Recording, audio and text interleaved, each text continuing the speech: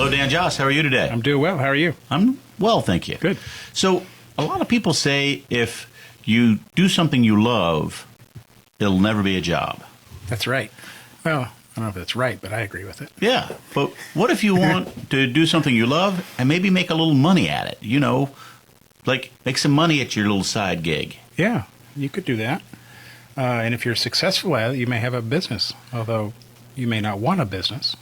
Right. But if you choose to, then make some money on the side. Yeah, and you could probably hire somebody to run your business while you did the part of your business that you love doing. And that's probably someone else's side gig. That's right. Bookkeeper. Yeah. Bookkeeper, there you go. So let's talk about monetizing your side hustle. Okay, well, Or your hobby. This past year and a half or so has been difficult. Right. Certainly for my oldest son. He was lost a job because of COVID, but quickly got another, and then had 2 or 3 other resources, businesses to start, and kind of diversified his income streams. Okay. So he's an artist, draws and makes things and sells them on Etsy. Nice. And does he make money at this? He earns money at that. Nice. So he should do this talk because he's monetizing his side hustle. He's a very good example of it. Okay. He buys things on eBay and then resells them because he knows what is more valuable than some other things. And I first ran into this probably 25 years ago when I was in the Army. I had a night watch shift with a guy that was a baseball card collector. Okay. And he gave me the ins and outs of the value of different cards. And Right. he knew which ones were valuable and which ones weren't. So it's the same thing with my son. It's like, Dad, I bought 2 items. It's like, what are you going to do with those? So I'm going to resell them because I know that they're worth more than what I paid for them. So my advice was, keep your inventory low. Yeah. Yeah, that's a good plan. But that's an easy one. He's also a photographer and does filmmaking, has those skills, so he helps people on the side. He also does some work with websites and other things like that, and does that on the side too. And as he gets work in his industry, he does that, but he also kind of dabbles on the side with many other things. Okay. So consider you or give this advice to kids or grandkids and teach them how money works. And you don't have to have just one employer paying you.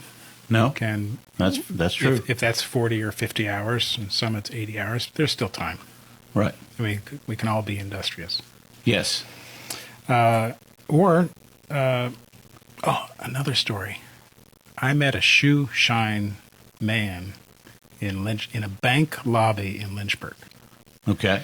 And I said, how's this gig work for you? Oh, he said, I love it. He said, I'm retired, so I'm just doing this on the side. He says, they won't let me charge for my service, but I accept tips.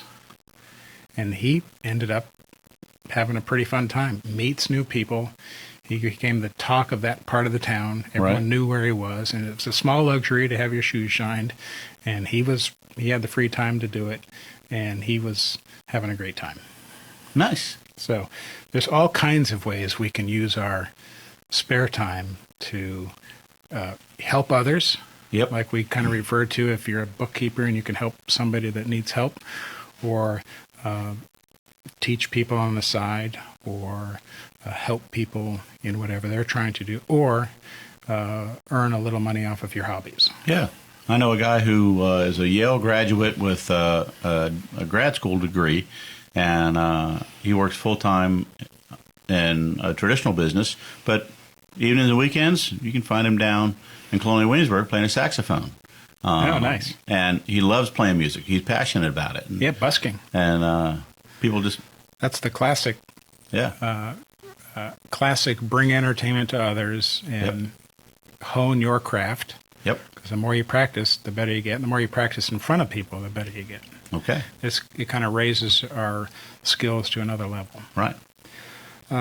In Proverbs, there's a lady who, and there's a few short verses in here, but she rose while it was still night and provided food for her household and a portion of her female servants. She made linen garments and sold them, traded belts to the merchants. She considered a field and bought it. From her own income, she planted a vineyard. So there's someone that is looking for opportunities to bring value to others, use their time wisely, and earn some revenue. Very nice. Okay. So go get a part-time gig and have fun, even if it's volunteer. Right. Plenty of people out there now, particularly in our town, with restaurant owners can't find workers. Yep. Other people are very busy and need part-time work. Yep. So have fun and figure out where you fit. That makes sense. All right. Something else that makes sense is calling Dan Joss for some financial consulting. What's the best way for them to do that? They can give me a call at 757-903-2127 or learn more about us on our website at jossbrown.com. All right. We appreciate it so much. Thank you. Money Talks is a weekly program presented for the listener's benefit and entertainment. It is provided at no cost to the listener, and the ideas, opinions, and comments are not to be construed as legal advice, tax advice, investment advice, or other advice specific to the listener. Listeners are encouraged to seek the advice of a licensed professional or other qualified party when dealing with financial, legal, tax, medical, investment, insurance, taxidermy, plumbing, electrical, carpentry, real estate, chiropractic, veterinary, oral hygiene, hot air ballooning, etc. We have given you some food for thought. Now, call a licensed professional such as Dan Joss at 757-903-2127. Thanks for listening, and remember, failing to plan is planning to fail.